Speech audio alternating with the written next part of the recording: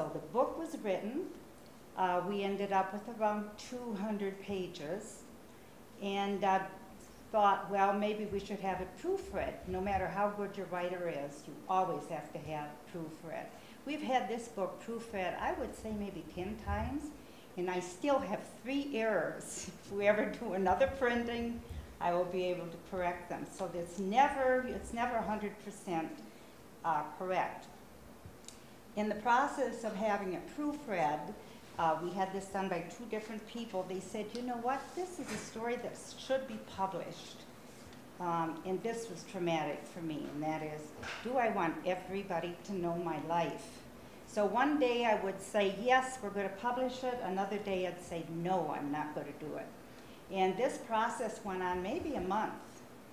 And finally we decided that we would do this. And some of my concerns were, there were my relatives, which I mentioned before. They're very private people.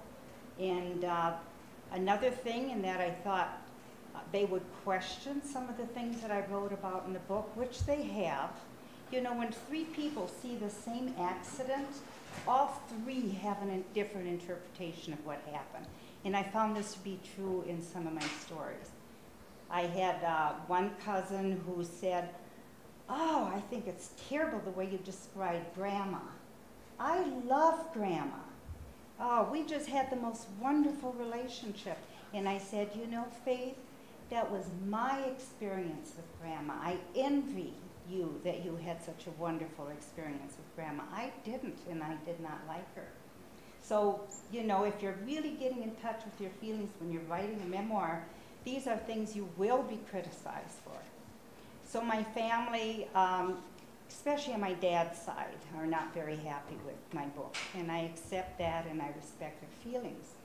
Friends, some of them felt very hurt. They said, you know, I've known you for 40 years and you've never shared any of this with me. Well, you never asked. There wasn't any reason to. You know, it's my childhood and I know your life's experience. You don't think there's anything special about them, it's just your life. So I have to apologize to friends of mine, but there seemed to be no reason to share some of these feelings that I have and some of these experiences. Well, I did a lot of them with my girls. After I wrote the book now and I'm ready to print, I look for agents. And you can't go directly to a publishing company. They work through agents, and the agents are on commission.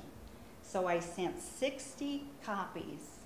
I sent copies of my book, which I usually call, it's a query letter, a 1-page letter describing in 1 or 2 sentences what the book's about, and then a proposal, which gives who would you compare your book to? What book is similar? What's going to be your audience? You have to think about all of these things before you look for an agent. And of course, I thought that they would be fighting over my book. I expected these letters to come rushing in. Well, after sending to 60 agents, we heard from 40 of them. About half of those were form letters. Thank you for sending me, you know, this. The ones that took the time to write said this mainly, and that is the book is well written. One agent said, I cried, I laughed. It is a wonderful book, but I cannot sell a memoir today if you're not a famous person. There is no publishing house that's going to take your memoir. And then talking about criticism, one of my inspirations for writing this book was Barbara Kingsolver's book, The Poisonwood Bible. I love that book, and it was an Oprah book, and you know, very well received, won all kinds of awards. One agent said, well, if your book is at all like Poisonwood Bible, I wouldn't touch it. I hated that book. And I thought, ooh, if somebody said that, I'm going to take any criticism. So that was very disappointing. But then we thought, well, are we going to just let it go by or continue? And so I talked to my husband, Bill, and not a decision overnight, but we did a lot of thinking about it and decided to self-publish.